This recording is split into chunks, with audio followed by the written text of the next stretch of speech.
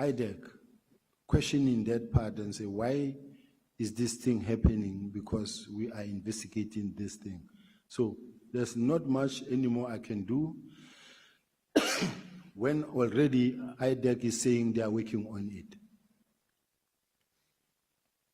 And as far as I'm concerned, Chair, many a times I like it when there is an investigation, even if it includes me or it involves me or where I could be closer to it.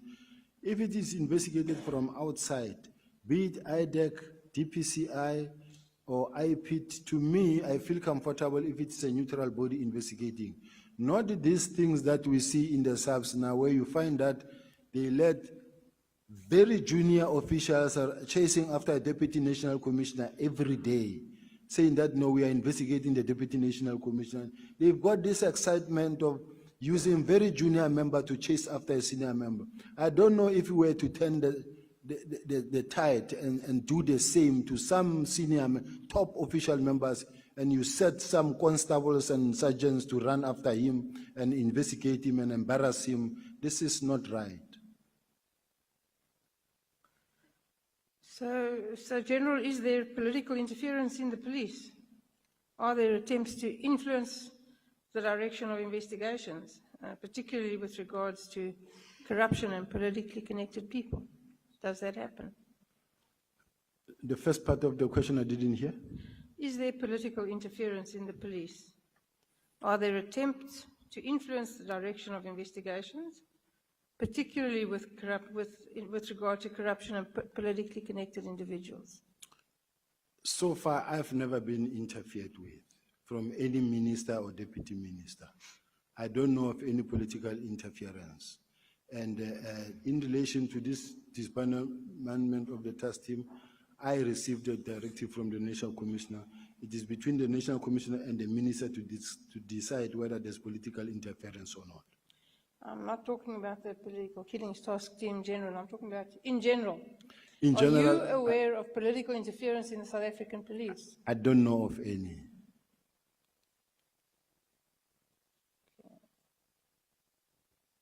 So you've never been asked to investigate or not investigate anybody? I've never been tasked to investigate anybody, any official from the side of the minister. In your view, is the top management of the South African police capable of running the police in the best interests of South Africans? Yes, they are capable. When I look at the statistics and in the meetings that I've said, where we said as a team, when we're really working and we're working hard, there's a difference, there's hard work that has been done. It is unfortunate that you do have this other people who come in and cause division within the police. Who comes in and causes division in the police? There are people who go and whisper to the minister. Chair, what I want to say is that just after I came back, someone intelligence, they went to Minister Kele. They said, Minister, do you know that you agreed that General Sibiya'S must come back? And we just promoted him, but you know that he's investigating you. And the minister was very angry and said, but why is Sibiya'S doing this? Because, I mean, I didn't even object that he must come back, but I hear that he's investigating me. At that time, I don't even have a team. I know nothing. And the minister he was not angry, but when I saw the minister, I could see that he's looking at me in a dim view. Then I went to the National Commissioner and said, hey, NASCOM, what is going on? I hear 1, 2, 3, 4. He said, yeah, it did happen, but I told him that, no, it's not true. I told the minister, no, it can't be true. Then they go to the National Commissioner. They say to the National Commissioner, are you aware that Sibiya'S wants your job, is mobilizing for your job? Then the National Commissioner woke up at night and he went to see the mother of my child, who's my colleague then, went to visit her and say, hey, do you know that Sibiya'S wants my job? And then I had to write a long message to the National Commissioner to assure him that, National Commissioner, I've never been in uniform all my life. I have never been a station commander, a cluster commander or a provincial commissioner. I'm not interested to become a national commissioner. Please, I'm interested in the DPCI, but not here. And then he said, no, thank you very much, please keep it the way you are. And the next thing, it never stopped. It went on and on and on and on, with the National Commissioner thinking that I want him out. So don't you want to be the National Commissioner? I don't think that is where I want to be, but if I'm approached, I would go for the opportunity. My role is that they've worked hard to try and speak to, when you look at artificial intelligence and all the negative stories are said about me, whether it's Senzo Meiwa, what they do is they just throw my name and then it will replicate into 1,000 that talks about negative things about you. Everything that you say, it just turned into artificial intelligence. Just to speak bad about my name in such a way that even tomorrow when I have to occupy a position, a consideration is to be made. They will say, this one is too controversial, or this one has a lot of issues. This is the intention. General, I understand that this process is painful and it's not the first time you're going through it. But this isn't only about you. You understand that? This is about South Africa.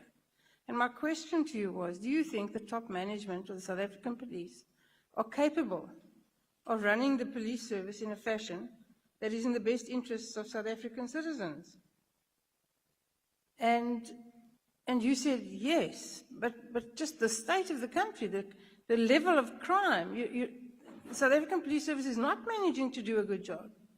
I understand that there are thousands of policemen who go to work every day, and thank God for them, who do a great job. But we're not managing. And something will have to change. You have to do something differently. And what is that going to be? I must indicate, Chair, the National Commissioner of the South African Police Service, the current National Commissioner, is very experienced. And he knows his job. He knows what he's doing. And he knows how to deploy. And he knows how to build a team at some point. He knows how to look at the situation. Let's take, for an example, the elections.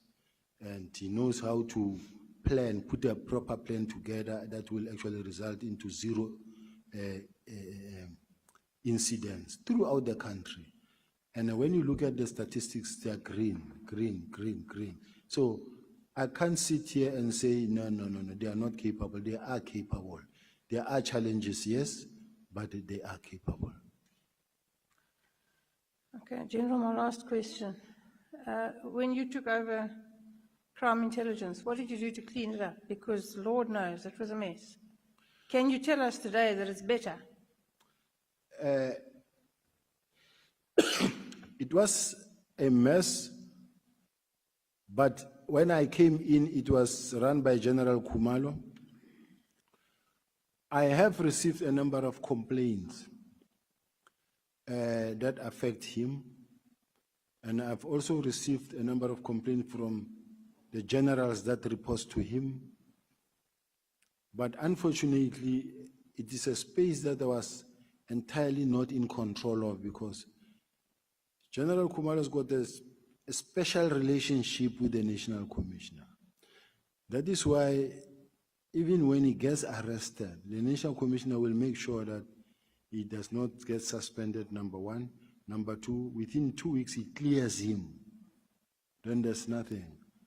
It doesn't happen just you find that there is crime committed, a person has been charged, investigated by IDEC, charged, and then still running the case. But within 2 weeks, 3 weeks, you have cleared the person. You even submit an affidavit that this person be allowed to go back to work. As an accounting officer, you don't do those things. So I'm just saying, crime intelligence, it has got challenges.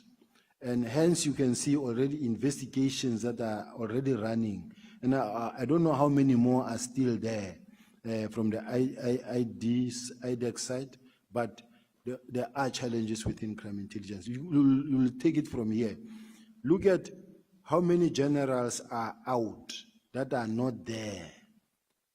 And all of them are in courts against the head.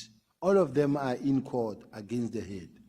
You go to Western Cape, you go to head office, you go to other provinces, it's here and there where you find that a general is not in court, but there's a big fight. Where there's a brigadier, even internally, there's just. I heard the National Commission saying I'm fighting with everybody. No, it's not the case. I am a Deputy National Commissioner of Crime Intelligence. When I get undermined by someone who is not in this space, it is my job to stand up and say, but no, you can't do this. It's not really fighting with anybody. Thank you. Thank you, Chair. Thank you so much, Honorable Breitenbach. Honorable Klopper. Thank you, Chairperson, and good day, General Sibiya. Just wait a moment. Honorable Skosana wants to ask a question. No, thank you, Chair. It's not a question, it's just, I'll say, Parliament, in Parliament, we normally say we should not display anything. There's an outcry against one of our members, who happens to be my chairperson, that he's advertising on his next to, I think, on his tie, on television. It's very clear. And that company in particular, they are bidding, within our space, of the Sibiya'S. So I just want us to, please just ask our member to, hide that company's name. The chairperson is me here. No, of SAPS, I'm sorry. Honorable Cameroon. Honorable Cameron. Yes. What is being advertised? No, they are complaining about what he's wearing. There's a name which shows on television. The lanyard. Okay. I won't mention the name, because if I mention the name, then the brand will. I'm not Thank you. the lanyard that he's wearing, is it branded? Is that what you are saying? Yeah, this is the Glock one. Sometimes I wear a CZ one, other days Canik. I can do Taurus as well, Chair. There's a whole variety. I like shooting and spending time on a range with sport shooting especially. So if they've got a formal complaint, please do, because that means that some of the members I saw the other day was wearing Gucci or Prada shoes. They should also not mention or wear those, Chair. Chair, I'm sorry, that's ridiculous. This at breaks. I have been trying to avoid them, and I thought honourable members have listened when you remember when we spoke about the vehicle. I kept on using the word vehicle without trying to go to the details. And whatever brands that we may know, let us not use the platform of Parliament to advertise those brands, including Skosana, Honorable Skosana. Including that one that is before you. Is it an empty can or an empty bottle?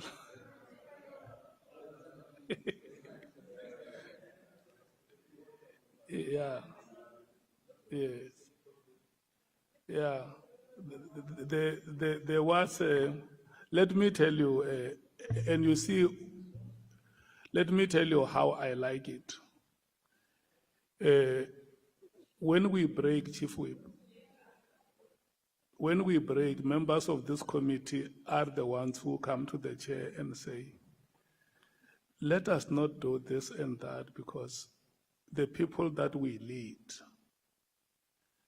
do not have the luxury that we have.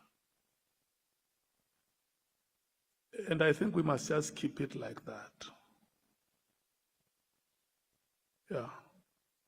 So if it may appear like there is a brand which is being advertised, Honorable Cameron, I don't think that you consciously came here to advertise that brand. And you can still try your best not to be seen advertising it. Thank you so much. Honorable Klopper. Thank you, Chair, and we'll get back to the matters of national importance. Good day, General Sibiya. Lieutenant General, I would like to revisit a point that you made during the evidence leader's questioning about the alleged messages that could be on your phone, which was allegedly connected to the so-called spyware communication. When you were asked what would happen if you landed and your phone was seized, you said you would confidently be able to deny that messages existed, and even if they showed you, you would be able to confidently deny them. Is that accurate? Yes, Chair. Then you added something very important, General Sibiya. You said it's crime intelligence. Anything is possible. What exactly did you mean by that? What I mean is that, Chair, having listened to the bail application in Mr. Matlala's bail application, where a mention was made that the phone was seized, and the next thing there was some tampering and messages inserted or deleted. So I'm not sure of the situation, whether it's true or not. But what I can just simply say and repeat in this House, Chair, is that I don't know who Comrade or Keida Matebula is, and then it's not my language. I don't have Keidas. So there are just some of the statements that you outrightly deny, reject from the start, because it's not you. Whether they are there or not, this one I'll blatantly just reject. It's not like there's anything dangerous on that message. It's just a message that was sent. But looking at the way it is, it's just a kind of a message that you just outright reject. General, you said you made no hints at possible insertions and deletions of messages. Are you suggesting that crime intelligence could plant or manipulate data on your device? That's doable. Sorry? That's doable. It's doable. Do you really believe that the members of Crime Intelligence Division are capable of this type of conduct? Falsifying or fabricating evidence on a senior officer's phone? With what I've seen when they seized the laptop of the ballistic expert, and I was told that it was tampered with, to me is evident enough. So, General, are you saying that you believe that this could be done to any civilians' devices and gadgets as well? Possible. General, if this is your belief and they are in fact capable of this, have you reported these concerns formally to the Inspector General of Intelligence or to the National Commissioner? Have you raised these concerns with him about this? What I did in my case, on more than 4, 5, 6 occasions, my phone, I could not access my phone because there was a SIM swap done on my phone. And then I would write an SMS, since 2022, I would write an SMS to MTN, Vodacom, and tell them that I don't have access to my phone. Someone has done a SIM swap on my phone. And they will, I will fight for, they will, in fact, even reverse it. And it will take 24 hours, but it happened a couple of times.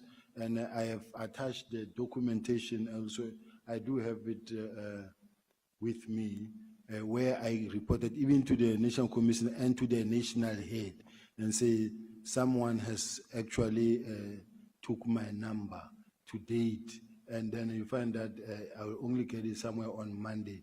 Now, when someone has done a SIM swap on your number, that number is his. Whatever they do with that number, you'll only get to know much at a later stage that there is this message that went from here or to there. But it was a genuine thing that can be investigated. I reported even to the DPCI, I reported to MTN head office, they know. They even suggested that, or recommended that, why don't you contract this? At some point, I had to migrate it from Cell C to MTN because actually they were stealing it every now and then. And then I realized that it's not safe. So I'm just saying, each time it happened, I had to report. That's what I did. So you, General Sibiya, do I understand you correctly that you're saying that you think this was the crime intelligence that was doing this? Because I'm talking under the banner of your remark of crime intelligence, anything is possible. In my case, Chair, I must indicate that I've had a lot where I'm really surrounded by crime intelligence officials, men marking me, following me day to day, listening to my devices, and also following me all over. Sometimes we'll be sitting even here in a meeting in Cape Town, you will see a team from Bloemfontein coming to have a meeting with the National Commissioner. I'm the head of intelligence, but you find that they're sitting with the National Commissioner in a room and they're talking to him, and then I don't know. Or, like the National Commissioner said, General Kumalo reports to me, but the National Commissioner said to General Kumalo, investigate him. And we expect the man to report to me, yet he's investigating me. It's not a healthy situation. It's not a healthy situation, and it can't be tolerated or allowed to go on like that. Now, the man, that, even when you call him, he knows he's working with you, he's working on you, and he's putting all the resources around you. And then he's man marking you, he's investigating you, he's giving reports about you to the National Commissioner. How can there be peace between you and the National Commissioner when your colleague, your subordinate who's supposed to report to you is also working on you? This is an undesirable state of affairs. This should not be allowed to happen. We need a clean administration where you find that once you are the boss of the police, everybody else under you will work with you and will respect you, and in such a way that you don't have cliques or certain people that you have a good relationship with against those that you don't have a relationship with. Thank you, General. I just think it's very worrisome that such a allegation, it's a serious allegation that such criminal tampering can be taking place, even to yourself as a high-ranking official as you are. But I will just be moving on. Lieutenant General, you made an interesting point yesterday about how appointments are handled at senior levels. You mentioned being promoted in 2023, and you made specific reference to the process, saying that you don't apply and you get identified. What I do want to understand a little better is when you say you get identified, who exactly does the identifying? Is it the National Commission or the Minister, or both? Are they acting in consultation? The National Commissioner will identify, sometimes in consultation with the Minister, or you can apply to be promoted in terms of Section 45, but they do identify a person they want to employ. And many, at this level, you will never see that much where there's a position of Deputy National Commissioner advertised. You will never see a position of National Commissioner advertised. You get identified or headhunted, but you get identified. In general, you further confirm that the Minister must approve this identification.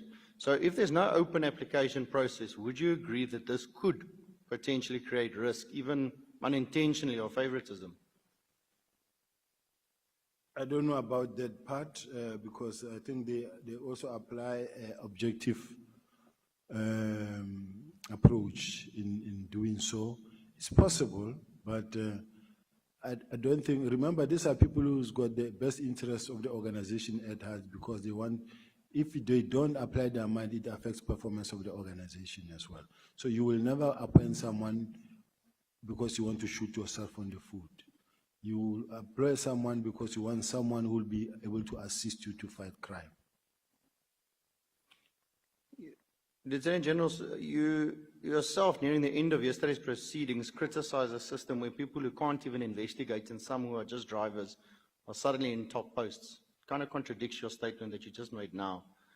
Doesn't that suggest that the same identification system that you benefited from might also be enabling appointments based on relationships rather than merit? And if so, does this not contribute to the rot we're seeing currently amongst your own ranks at the moment? I was talking about a lieutenant colonel, not a lieutenant general. A lieutenant colonel who is not an investigating officer. I'm told that this lieutenant colonel was a driver to General Mkhwanazi. So as a result, this lieutenant colonel who was a driver today is the one who's an investigating officer, and is the one who participated in going to seize the the laptop of a ballistic expert. This is the same Lieutenant Colonel who was involved in the corruption that took place in Forte matter, where the accused number one gave money to this team. General, you spoke often about the discipline in the police service, about how young officers and college recruits are taught, and how that discipline is meant to hold the institution together. Let me take you to your own account of what happened with General Mkhwanazi. You said at the time you had a telephone conversation with the Deputy Provincial Commissioner in KwaZulu-Natal, Mr. General Mkhwanazi, who became very angry and that he was in some way or form very combative towards you, resulting in him banning you from operating in KZN. You also reminded him that you were the senior, and you alluded that he ended the call and sent you a very long text message. You seemingly seemed to accept the ban and left the matter there. You didn't elaborate on it. Did you, in your view, that exchange between you and General Mkhwanazi, did you view it as subordination? Insubordination is an understatement. If a man is able to call you a criminal daylight in the public, or call you and say you are a baby, talking to members of the parliament and say, this is the man that I can say is like a baby. I joined the police in 1989, he joined in 1993. I became a general in 2010, he became a general in 2011. I mean, I've got 37 years in what I'm doing. I don't know how his experience, but in what I've been doing, I've been good at what I'm doing, and I've run operations throughout this country, throughout the country, including in KZN themselves. I participated the deployment in Manguzi, Richards Bay, many other areas, Eastern Cape, everywhere. I've been in the country, throughout this country. So it cannot be that my experience can be downplayed by someone like that, because his experience is in the field of special task force and maybe running the facility at HR support, then the provincial commissioner. So I really don't want to go too deep in trying to get to a lower level of comparing myself and him and this and that and this and that. Since I started testifying, I've always avoided to name names and ridicule anyone and speak bad about somebody. So I'm trying even now to not to get to that point. Thank you. Did you take any disciplinary action against him? No, I can't take disciplinary action against him because he doesn't report to me. Even though I may be his senior, he reports to the National Commissioner. And if you really want peace, how do you say you can take disciplinary action against him? Because there will be a fight. And a fight is what we have always been wanted to avoid. General, were you allowed to operate in KZN after that incident? You mentioned a meeting and you shook hands and so forth. After that, were you allowed to operate in KZN again? Yes, we operate. Remember that I deploy. I don't have to run on the ground myself. I deploy. I deployed in Richards Bay. I deployed in Emanguzi. I deployed in many parts of KZ, and we do have where we operate. General, I will get to my last question. I see my time is almost finished, so I will skip. I just have one question.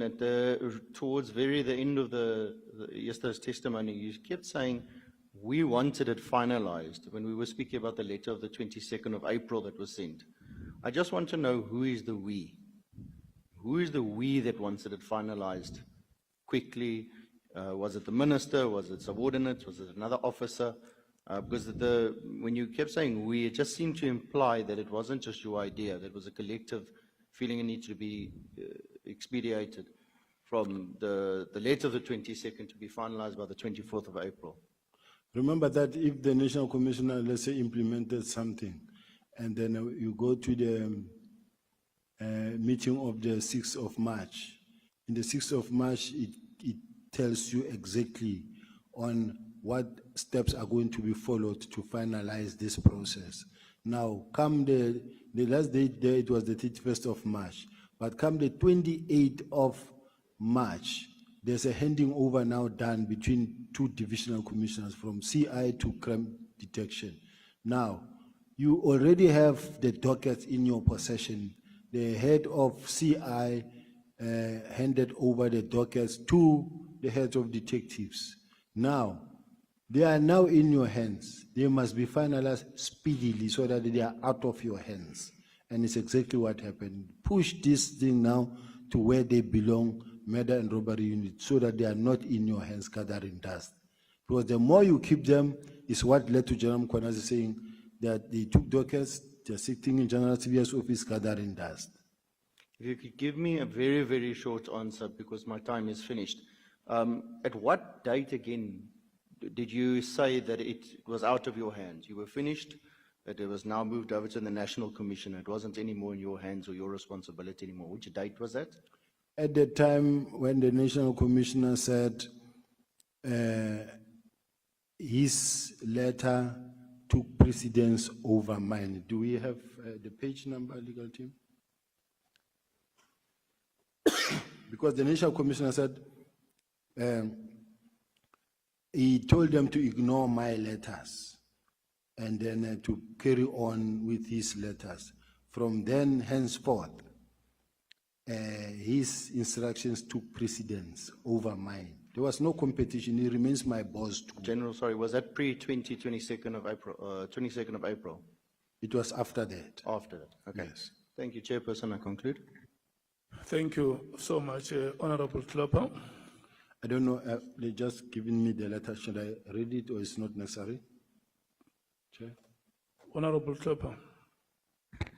You can read it, it's not a problem, thank you, It is page 36 of the National Commissioner's affidavit, paragraph 118, that says, in line with my discussion with Lieutenant General Sibiya, I also had a discussion with Lieutenant General Kumalo. I told him to prepare a preliminary report as contained in the Minister's Directive of 31st of December 2024, and that we should aim for 20 January 2025 to submit the report.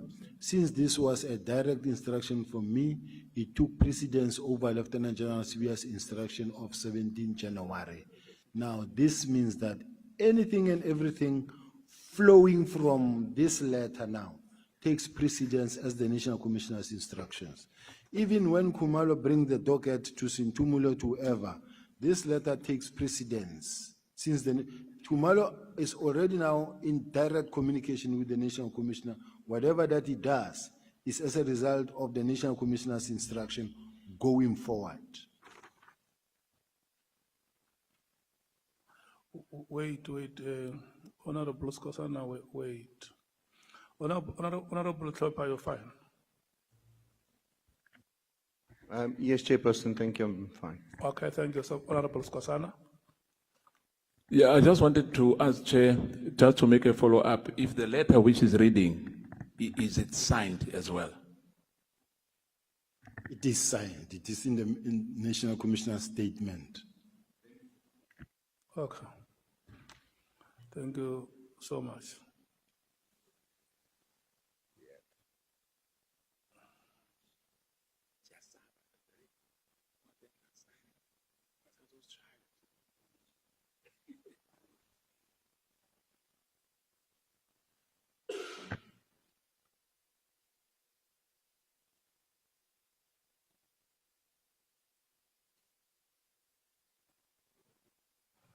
No, I'm looking at the gentleman who was taking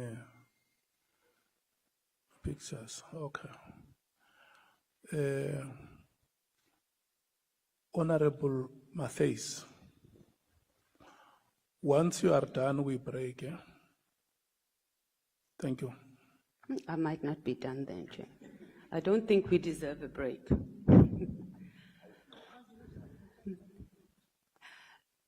Thank you, Chair, and good afternoon to the members of Parliament and to the General. General, yesterday you gave testimony that as the Deputy National Commissioner was responsible for crime detection in the country, there's a lot of things you said you don't know. You didn't know about the arrest of, thing is doing things. You said you didn't know about the arrest of General Khumalo. I didn't know about? About the arrest of General Khumalo. Yes, I didn't. Right? You said you didn't know about the request by General Khumalo through the provincial commissioner regarding seconding the PKTT members to Gauteng. I didn't. You also didn't know about the press conference that the KZN commissioner was going to do. You didn't know about Kat Makala. The guy has 80 cases dating back to 2007, and he has a huge tender with SAPS. You didn't know about the big five. It's confusing, General. Do you consider yourself competent as your job, in your job? Yes, I consider myself competent. If I was part of the tender process that was assessing Mr. Matlala's tender, I would suggest that it would be fair to say to me, why didn't you know? But I didn't form part of that process. I didn't even know that he's an applicant or is participating in such. Now, the issue, the arrest of General Khumalo. General Khumalo was arrested by IDEC. It's not the South African Police Service. I know. So I wouldn't know. And all the things the honorable member is mentioning are not things within my sphere where someone can say, but why don't you know? I didn't know. Okay, General, make this make sense, right? You do not know that one of your generals is going to be arrested. And I know it wasn't by SAPS, right? It's a sister department. It's your job, it's your responsibility to know. Crime detection is huge, it includes crime intelligence as well. So you should have sources everywhere. I find it extremely hard to believe, or for this to even make sense, that you had no idea, formally or informally, that your general was about to get arrested. Even the commissioner of KZN knew that he was going to be arrested. So you're saying that you don't have access to information and sources like the rest of SAPS members? The very first person who was supposed to know that he was going to be arrested is the member himself, because he's intelligence, he's counterintelligence. This is the person that anybody can say he expects to know about everything that moves. But above all, even the national commissioner didn't know that that was going to happen. So where I'm sitting, if IDEC or IPIT, the IDEC or IPIT, they are investigating a particular matter, there's no way us will know from where we are sitting, because we are not in that space. Okay, so South Africans should feel comfortable that our national head of crime intelligence cannot know that one of their generals is going to be arrested by another organization. We should be comfortable with that, and we should be comfortable that we have a competent deputy commissioner responsible for crime detection. If I was fully in charge of crime intelligence, including counterintelligence, they were reporting to me, I would be knowing. But they don't report to me. Okay, let's go on to a bit of your career. So yesterday you said that there's no crime intelligence, and however we interpret it is not really the point. But in your statement, paragraph 23, you say that you have been responsible for crime intelligence since 2003. That's about 2 years and 3 months. And it's been recently moved under the National Commissioner, but I don't think it's been effected yet. So what is your response that the failure of crime intelligence is actually a reflection of your role, which you partly spoke to, but I need you to speak to this more clearly and not go around and around the bush, please, General, that it is a reflection of your role as the Deputy National Commissioner of Crime Detection. Chair, I was looking for the page. The honorable member said page 23, 20. paragraph 23, I'm not sure which page. Page? It's the page 49.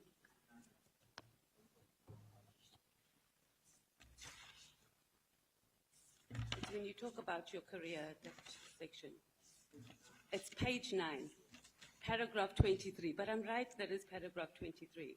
Yes. Thank you for the page number, ANC Chief Whip.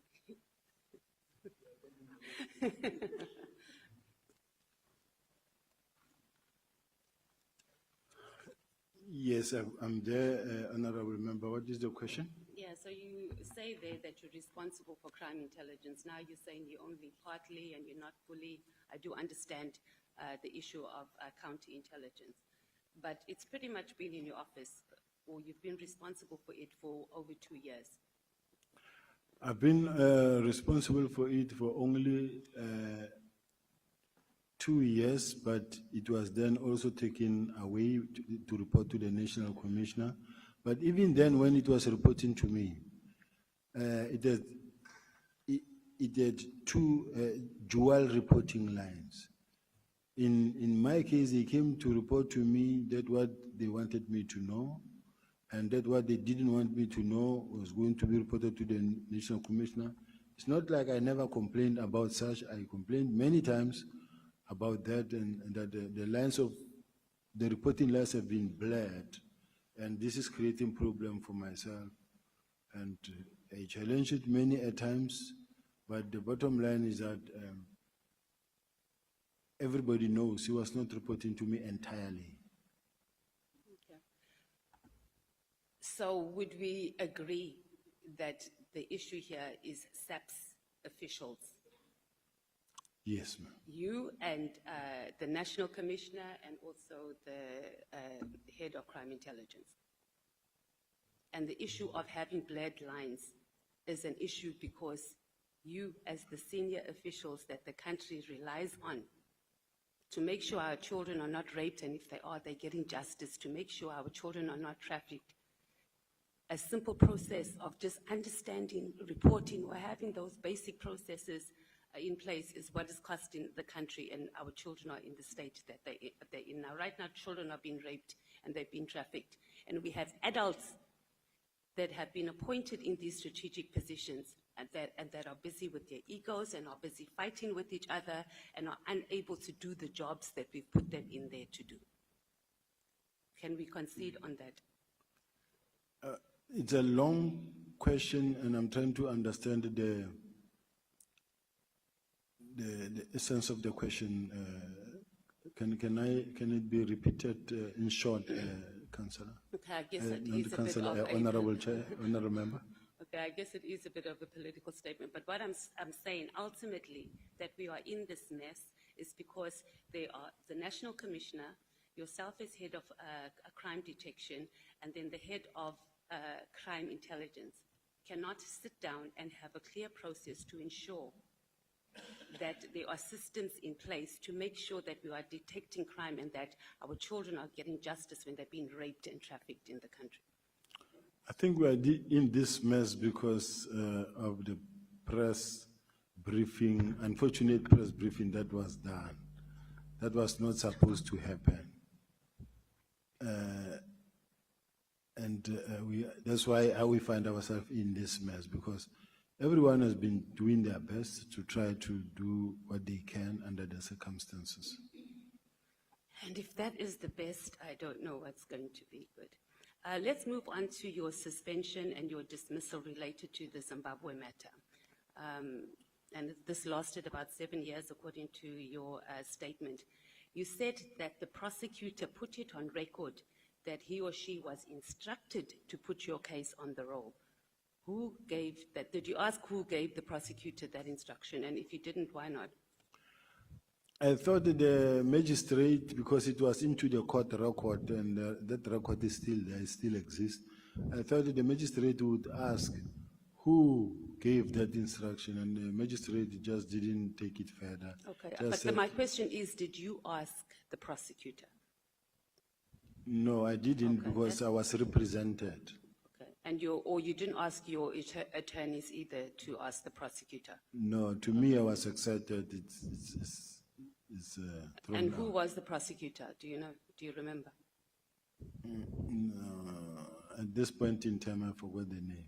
Okay, would your legal team be able to access that information and give it to the Yes. committee? Because I think that is important, that we don't speak and we don't have names and people that we are able to follow up. Why is crime intelligence not efficiently capacitated to vet SAPS officials? It has been always the case. It's a challenge. I don't know why, but there are so many members that needs to be vetted that have not been vetted, and it could be because of the manpower or the budget. Yeah, I'm not sure. But why is it not done? General, it can't be that, and we've been hearing this. I've just joined the police portfolio committee, and we've been hearing this issue of vetting since I've landed. And when I look back at previous annual reports, etc., it's the same thing. We don't. Why is it not being capacitated? And this falls under your division as well. It can't be that we have 7 members that are required to vet over 1,000 SAPS officials, and we expect this country and we expect SAPS to function when the very core, its foundation, is not working. Is it intentional? Is it intentional that just vetting, if you fail at just vetting, it's a problem? So make us understand, make the nation understand, how is it that you are even failing to vet 1,000 officials every 5 years? I think crime intelligence is working very hard to recruit members. There is a process in place. They are recruiting. I may not have the statistics and the information where I'm sitting, but there is a drive to capacitate crime intelligence. This is what also the minister said, that they need to capacitate crime intelligence in such a way that they will improve even their collection and counterintelligence. But why has it not been done? Do you not see? General, I need you to explain to us, because it can't be that the highest office of our security, like South African Police Service, cannot have capacity to vet 1,000 officials. You're telling us what is going to happen, and we've heard that many times. It's not happening. And we're having people, you are placing people in positions who do not have security clearance, and it is costing us being able to do our work efficiently in those departments. Why is it not done? Is it intentional because you want to appoint people who we know are not going to get clearance, or we're weaponizing it for people who would get clearance, but we don't want them to access information? Is this what officials in SAPS are doing instead of protecting us as citizens in the country? No, Chair, that is not the case. The employment or recruitment drive, there is a plan. Since, I think, in the past 2 years, there's been a drive in terms of capacitating the detectives and intelligence. I think the person who can actually better respond to that question can be the support head, the acting National Commissioner of Support, acting Deputy National Commissioner of Support, who can come and testify here in terms of the recruitment of crime intelligence officials and the numbers, because that's a separate process. No, we have the numbers. It was just, we're just trying to understand how is it that the highest level of SAPS cannot vet. That was pretty much the question, and is it intentional or not? You haven't really answered the question. I don't think we're going to get an answer, but we'll move on. Let's talk about your employment at the city of Joburg. You testified yesterday that you were employed properly at the COJ, and your words were during daylight with everybody watching. Where did you see the ad, the advertisement for the job? I think it was in a newspaper, Chair. I can't remember now, but... Okay, will you be able to get that? Because I'm sure the COJ would have records. Yeah, I think they will have. And what was the title of the position that was advertised? It was Unit Head, Forensic and Investigation. It was a new unit that was established. Yes. Or was it already existing and they were looking for a position that was new? So you'll get, your legal team will submit, or maybe our evidence leaders can also get that. Who was on the interview panel for the position? Who interviewed you? If I remember, I know Michael Blumand. I also know Christo Mare.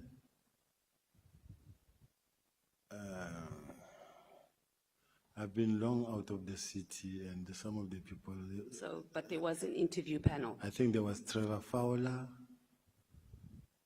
Yeah, there was an interview panel. Okay. So we can also access that information, evidence leaders, I'm sure the COJ would still have that. Did you sign an offer of employment letter? Yes. You did. And we'll also need to get a copy of that. The letter, did it state what your salary was going to be? Do you remember? Yes. Okay. The appointment was approved by council. Yes. Okay. Do you have the minutes of that council meeting? They can be requested by this house to the council. Yes, can we please have that? So were you in the council meeting when that happened? Or you just were told, because you need to be very clear. You don't form part of the council Yeah. meeting, it happens. But you watched it live, or you were, No, you sit and wait and you'll hear when it happens. okay. Are you stating here that you were not part of the procurement of this spy equipment in any way, shape, or form? You didn't have any conversation about it, you didn't even know what it does. The department just went ahead and bought this equipment and brought it to your department. There are no spying equipment procured. What was procured? It was technology meant to support the department to be able to do the work, and I don't have the list with me, but the list is there. Was the department authorized to purchase whatever that equipment is? Yes, because it went through the channels and it went through the budget steering committee and it was approved. So you were part of the process, the procurement process. Obviously, it's done in a different department in the COJ, but it came through the unit that you were heading up, the request. That's correct. Okay, so how did you source, was Paul O'Sullivan at all involved, or any of his associates involved in you identifying this equipment and where to source it, etc.? Paul O'Sullivan was nowhere involved, nowhere near what was happening, doesn't even know, it's not even connected to this whole thing To which whole thing? of this equipment that were procured. Okay. And how did you think that what made you determine, or what analysis was done to determine that you needed this equipment? Because we got testimony that I think it was the general who said, the KZN commissioner who said, and I know you're going to say that not everything he says is true, so that's why I'm asking you that that equipment that was bought in the COJ, whether it's spy equipment or whatever, surveillance, whatever it's called, the city does not have authority to procure it. What do you say to that? He doesn't know what he's talking about, that one. And then the letter that was sent to the Minister of Police, Becky Cele, by the Executive Director of the City of Joburg about you. Did the Minister speak to you about the matter? No. Not at all. Not Did at- you know that a letter was sent to the Minister? I think I got to hear about it. And to me, it was not really a worry because I do have investigations on the same individuals that were running. So it's a political space. And when a person writes a letter, it does not necessarily mean that he's right. He had no right to even write that letter. He had no right even now to write a letter, whether to this committee, whether it's to Madlanga or wherever. It's just people who, some of these people will follow you to the grave. Even when you left them many years ago, but you find people who just rise up and follow you. Even when you're not focusing on them, they just chase after you. So it does not necessarily mean that that letter that he wrote carries any significant role because he himself was being investigated But for you're crime. deflecting now. We're talking about the contents of the letter. We're not talking about what his situation is and investigating. So if you bring it in politics, it means that you were also descended into a political space. Why would they want to deal with you politically? Because, as I say, the city of Joburg is a political space, and then if these are the people that don't want to be investigated themselves and they start attacking you as the person who's in charge of the investigation, it's unfortunate. And I think, Honorable Member, I wish that I could also be protected from your side as well, because it shouldn't be like I'm already guilty and what they wrote about me is right. But we're asking you, General, we're not saying that it is. Yeah, the only problem is that these people who are sitting in their corner because they don't want to be investigated, they don't want to be vetted, and they But do General, this. do you see what you're doing? You're not saying it's not true because of X, Y, and Z. You are telling us about their situation. You're saying, were you investigating them, yes or no? What they are saying is true, yes or no? I think those are the questions rather than deflecting and putting it on them. We're dealing on what they said about you. Are you saying it's not true, it was dealt with? Let's deal with that. It's the not contents of the letter. Saying that they don't have permission or they're not qualified to write the letters, neither here or there. We're talking about whether it was, number one, done, whether you knew about it, and what your position is. So the public protector made a recommendation, who lodged the complaint, number one, to the public protector? Then speak to me who opened the case based on the public protector's recommendations, and what was the reason that the prosecutor declined to prosecute the case? What I know,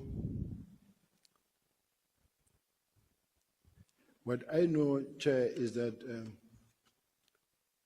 I investigated a matter that involved the then city manager of City of Joburg. The matter was reported by the Department of Finance, and it related to a big tender of the blue light and the sirens and bullet vest. I don't have the report with me. But then what happened is that the investigation was allocated to ENS law firm that had to conduct that investigation. That investigation was conducted and the results came. These results were talking about the fact that over and above the many other role players that were there within the city at JMPD, it talks about the fact that the city manager also did not cooperate with the investigation. And they were very much worried that the city manager is not behaving in a manner the accounting officer should be behaving. So they produced a report. That report that was produced, and it's a report that I, as the head of group forensics, also had to sign and submit.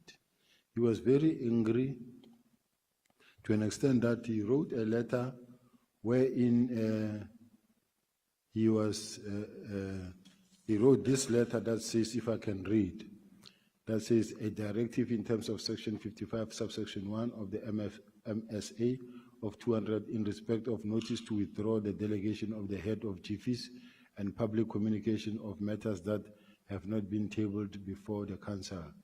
The above matter refers the city manager's office is disturbed by the contents of the letter issued by yourself, where you suggest that by withdrawing from you the powers which in terms of legislation are assigned to the head of administration and accounting officer that prevented your department from performing its function. We also noted nefarious statements which you are peddled in the media that our notice of withdrawal of your delegation communicated signal to suspend you when in actual fact we are trying to protect the interest of the city. So I don't know, I can read this letter on and on, but what I wanted to say is that I went to court and the court ruled in my favor. And the powers of group forensics were given back to group forensics. In other words, the city manager working with Mesuli Mlandu, when they attempted to take back the powers of this from group forensics, they said group forensics does not have the power to investigate them. And they took away their powers, and I went to court, and the court ruled in my favor. Your relationship with any of the DA or Democratic Alliance members in the CLJ, they were leading government there. Did you have any, and at any time did you engage any of the leaders there who may have given you directives on investigating members? I didn't have any relationship with anybody in the DA. None of them? You've never had meetings, engaged any of their leaders? No. The mayor, any of the MMCs? In my official capacity, I have had meetings with all of them. Oh, you have? In my capacity as... Yeah, that's what I'm saying, in your capacity and where you could have been given directives on how to proceed with the city manager. You know, that's a very strategic position. So when new leadership come in, that's the first position that they want to take over. So I was just trying to establish if you might have gotten some political interference on pursuing that case. I'm not saying, or I'm not commenting on the city manager, whether he did right or did wrong. I'm just asking if there was any interference or push for you to deal with the city manager from the political party that was running the municipality. So I never had any political interference at all. Let's go to your labor court. You appealed the matter, so it wasn't the labor court that ordered you to be reinstatement, it was the appeal court Yes. that did that. Do you know why SAPS did not oppose your reinstatement? Because there was nothing to oppose. Is that sort of a practice there in SAPS that they would just not even show up or not withdraw the case, whether there was a case or whether there wasn't? In your experience, because you've been in the police In my force. experience, normally, and which I find to be wrong, because there is law in this country, I take it that all of us, there's equality before the law, and those that are employed, those that are seniors in the workplace, must really also adhere to the law. Let's say, for an example, we've got generals, lieutenant generals who are out today, who've been suspended, others fired, and they went to court and they won the cases. But they are not being allowed to come back simply because the current management feels that, no, we don't want them back. Now, even when the court says they must come back, and the management will say, no, but we don't want them. They go to court, they win, and then another one will say, but we are reviewing. I don't think it's a fair process. It's abuse of power in this situation, because we all have careers, we all have children, we have families, but if you are today in a powerful position and you do what you do to fellow human beings who's got children and families as well, I think it's not a fair process, and even this house must assist to get this thing right. Okay, you didn't really answer the question on why do you think SAPS, I guess you did answer it in a way when you said that there was no case, and my question was it common practice for SAPS just not to show up to make representation, and you are telling us about members that have been, but I think we can park it. I can accept your response. Can I respond to that? It's not because of it's a common practice. Okay, then that's fine. You're saying it's not common. Do you want to explain why you're saying it's not Yes. a common practice? Chair, in my case, do know that as a result of my arrest on Richard Mdluli, and then we were all removed. I was removed on a matter I was not involved in. I never participated in the illegal rendition of the Zimbabweans. I was not there. And that is why even when I went to court, the court ruled in my favor. And they refused to accept back. I went, all the courts ruled in my favor. And when I went to the labor court, because the whole idea, even now what is happening is that they say, no, fire him, fire him. You will fight from outside. You will fight from outside, but by the time you come back, you are over age already. This is how we're hurting each other. But the problem is the labor court ruled in my favor, but did not reinstate me. They said I must be paid. I said, no, I don't think I can spend so much money just to come and win and not be reinstated. Then I went to the labor appeal court. The labor appeal court reinstated me. So I came back because I was reinstated. I was innocent. Okay, that still wasn't the question I was asking, but understood. Let's talk about yesterday. You said in your, in your statement yesterday, or your evidence, you said that Mr. Brown received the news about the disbandment of PK, because we were talking about those WhatsApp messages between him and Kat Makhala through media reports. Do you have evidence of when the media first reported about the disbandment? Because it appears that the first reporting was by a SABC journalist on the 2nd of January, and their messages was on the 31st of December, if I'm not mistaken. I think it was on the 31st of December, after it was released, somewhere there. I'm not sure when exactly.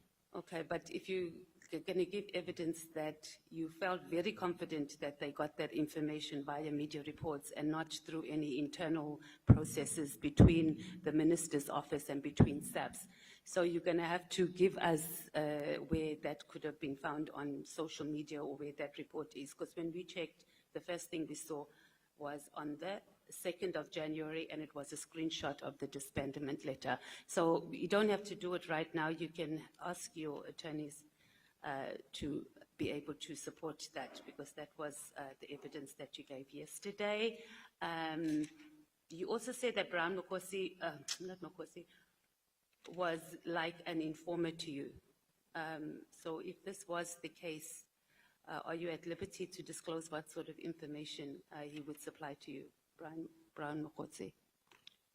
I did say that he informed me more of information around the fact that he knows that there are people who are planning to really push me out of the police. That's what I said.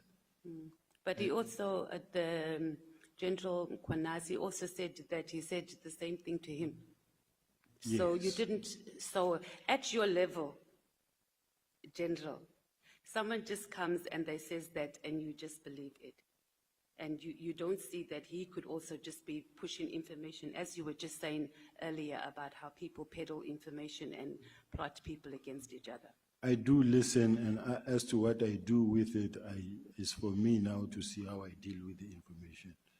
But Okay, so you used him for your personal survival in SAPS, because he seemed to have information both through government, or I guess the executive, and...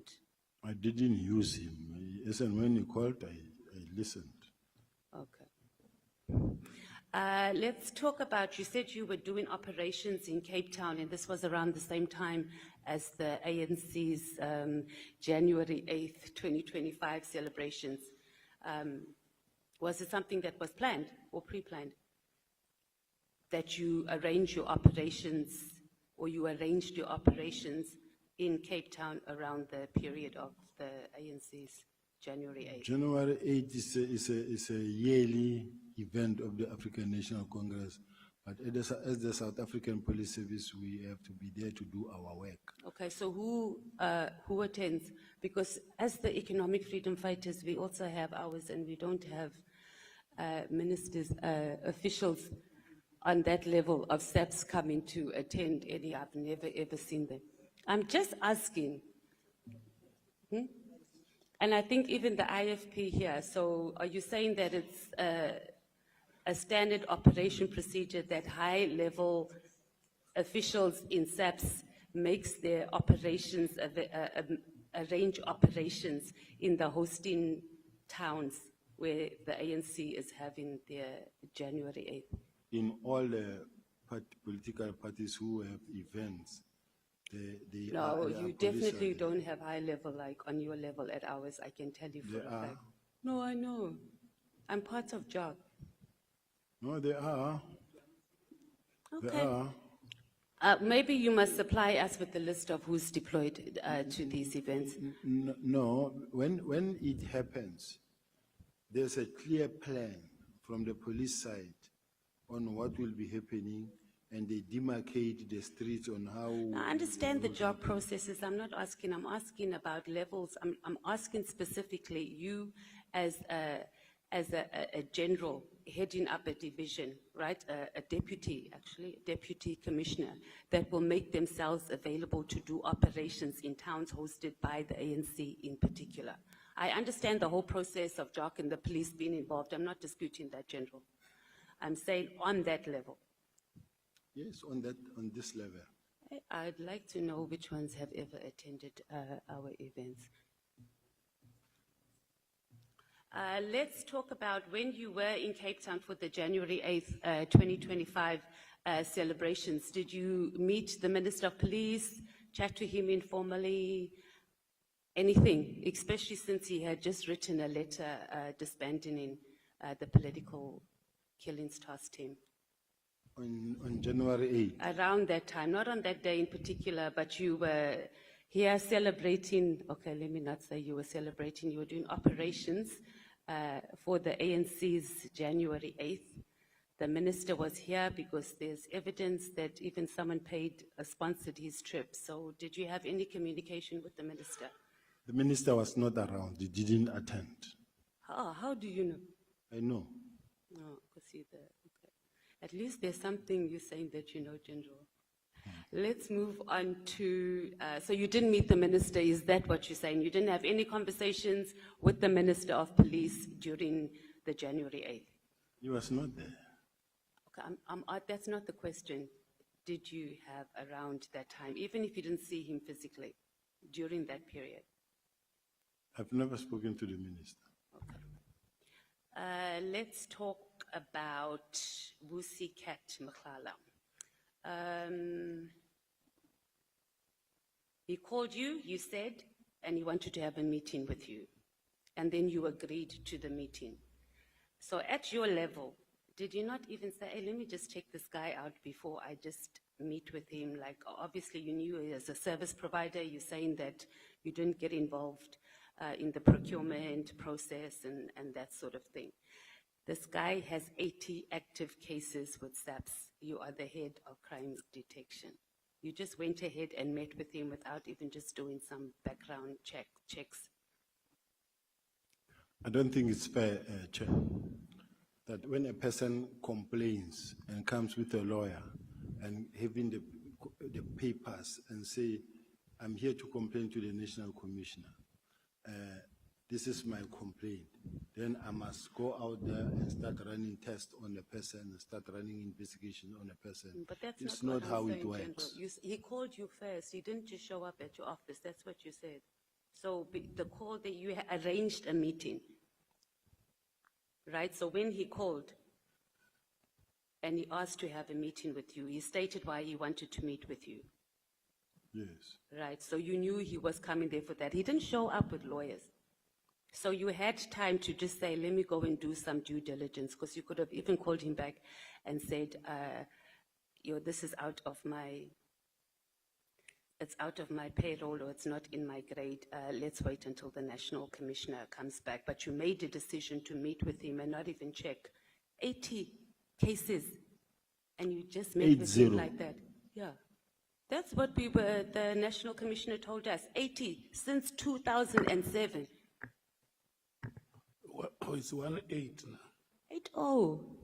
Am I wrong? It is 80. I asked the National Commissioner twice last week. And I even asked when he said it's dating back since 2007. General Mkhwanazi said 1-8.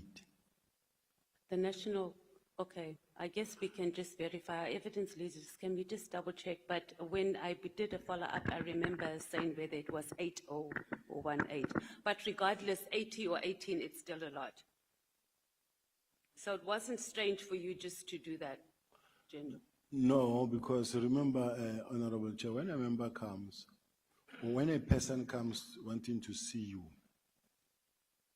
He called you, he didn't come and see you, he didn't show up. Yeah, I don't think each and every person who comes who want to see me, I have to run tests on that person. But it's not a deep test, just some due diligence. You hold a very strategic position in this country. You've said yourself that people come and they influence you and they peddle wrong information.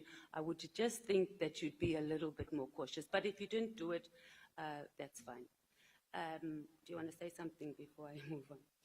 No, I just wanted to say that it's not always easy and possible to say, I want to run tests. When a person wants to say, to check on you, it's not like in the presidency. In the presidency, if I want to meet the president will have a team that will actually check the background of the person. Who is this person? What is he about and why does he want to see you will have few people before you get there.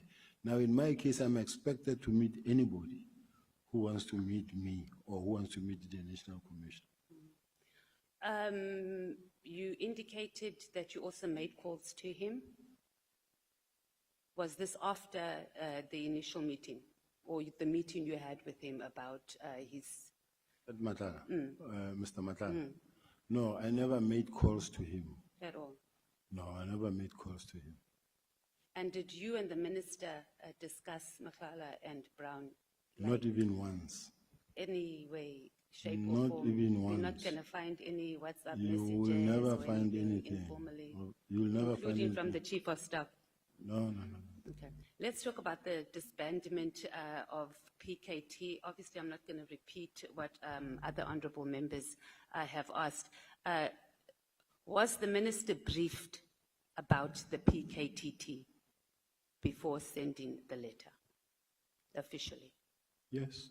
He was, because the National Commissioner's evidence says he was not briefed. I read something here in a meeting on the 27th that I know that there was an executive meeting and there was a briefing in relation to the PKTT, and the National Commissioner in that meeting did indicate that no, it was not meant to be a permanent structure. It was not meant to be a permanent structure. It was meant to evolve into a murder and robbery unit. Okay, so I'm not asking that. I'm just asking the minister. So you're saying that the National Commissioner gave wrong evidence before this commission, and maybe our evidence leaders can just check in his statement, because he said the minister did not receive a briefing from anyone officially in SAPS about the PKTT. That's why he was shocked that the decision was made. So you are saying that the minister had received it. Were you part of the meeting? Yes. You were. Yes. And you were satisfied, or you are satisfied that the minister was properly informed, not about whether it wasn't supposed to be a permanent arrangement, whether he was briefed properly about the PKTT to make an informed decision.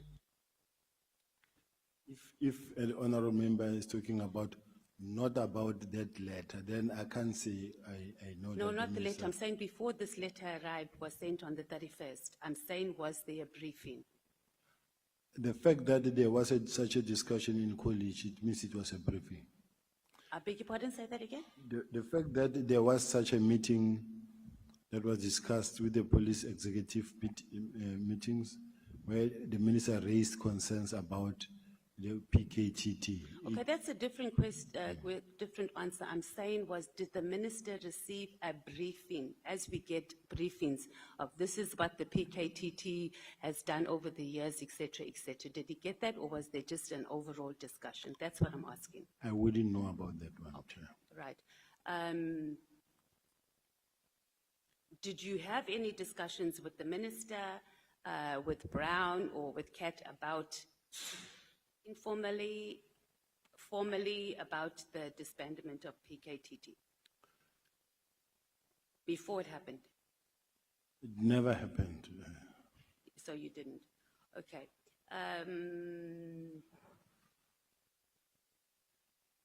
Okay, so this is something that is baffling, General. On the 31st of December,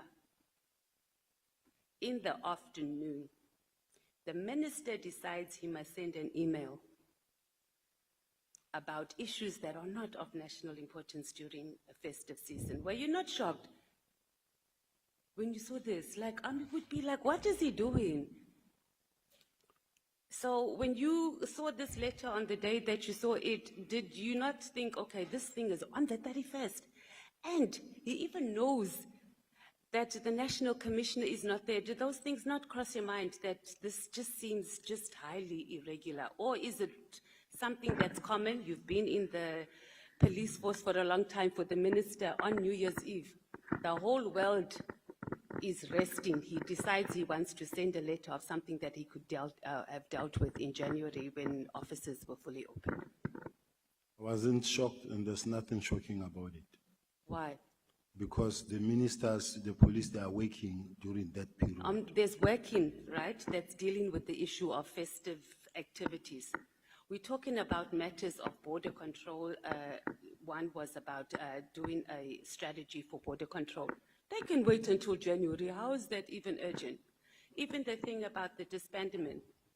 Okay, give me just one example, General, of any other time in your history of being in the South African Police Service where a minister sent a letter on the 31st of January in the afternoon about something that was not of critical national importance during that period. Just one. What we know is that when the festive period, safer festive period is declared, policemen are no longer allowed to take leave until when it comes to an end somewhere in January. So during that period, the police are hard at work. And as the police are hard at work, they are not on leave. Now, me and you will differ in this sense. The minister is a new minister. And then him being... He was excited. No, don't use the word councillor that he was excited. Let's do like this. Okay, sorry, Chair. I don't like it when you exchange between yourselves. Okay, sorry. Because it's either you intimidate each other or you inject fear in each other. Honorable Matthijs, I want to allow you to ask the last two questions because your time has been up. I should have kept my own time because I don't know, Chair, but no problem. Okay, I trust you, Chair. So, General, you're not really answering the question. The issue is not whether SAPS or the police is working during that period. We know that it's a very busy time. We're just talking about particular operational matters. I would like you to speak to the issue of, now I must choose. Let's talk about, you've said that you don't know this Paul O'Sullivan at all. Do you know... Sorry, Chair, I've never said I don't know Paul O'Sullivan. Like you've never met him, you have never engaged with him? I've never said that. Oh, okay. Let me ask you then. I Have said you engaged with... I said I know Paul O'Sullivan very well. Oh, okay. Oh, yes, you did. Sorry, I'm looking at something else. And you also said that he's a well-known person in the crime-fighting community. What is the nature of Paul O'Sullivan's involvement in crime fighting in the country? He runs a forensic investigative company and he normally gets information and he reports to the police as well. Do you know how he gets to be in possession of this information? And does it not bother you that a person who's operating outside the established security institutions is able to access the information that Paul O'Sullivan has? And then also just quickly maybe talk to the issue of the Helen Suzman Foundation. My last question, Chair.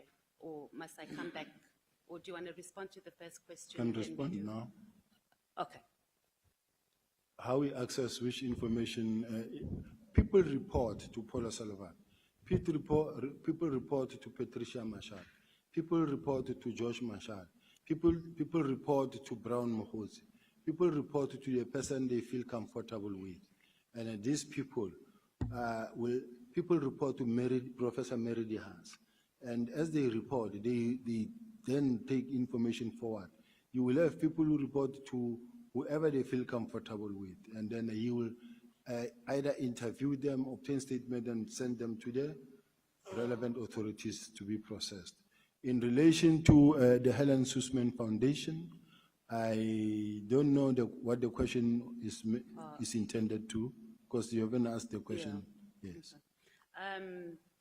It was the Helen Suzman Foundation that litigated for the reinstatement of Robert McBride at IPID. Were you aware of this?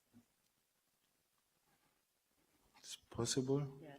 And then we also know that it was the Helen Suzman Foundation who led the court challenge on the appointment of General Burning, who's the former Hawks head, that eventually resulted in his removal. And this was soon after he dismissed you from the Hawks. So at any stage, did you have a conversation with any representatives or people associated with the Helen Suzman Foundation about the struggles you were going through at SAPS? I think, I don't know whether it was Freedom Under Law that it's Freedom Under Law that I went to see. Helen Suzman Foundation, I don't remember a meeting with them, but in their case, they were just worried that the man has been found guilty or there is serious allegations against him and yet he's waking. They said, no, he must actually be suspended because he's been found guilty or the court has declared that he's a dishonorable person who lacks honor and integrity. He must go stay at home. So it is based on those. Okay, so there was no link to the fact that he had just dismissed you. So there was no link to the fact that he had just dismissed you, that the Helen Suzman Foundation. No, there was a Tied link into it. because, I mean, remember, everybody knew that he was actually doing it unfairly so, and he didn't follow the procedure. He was fighting for Richard Mluli, and that is why he was fired. Okay, thank you. Thank you, Chair. so much, Honorable Matthys. Honorable members, when we come back,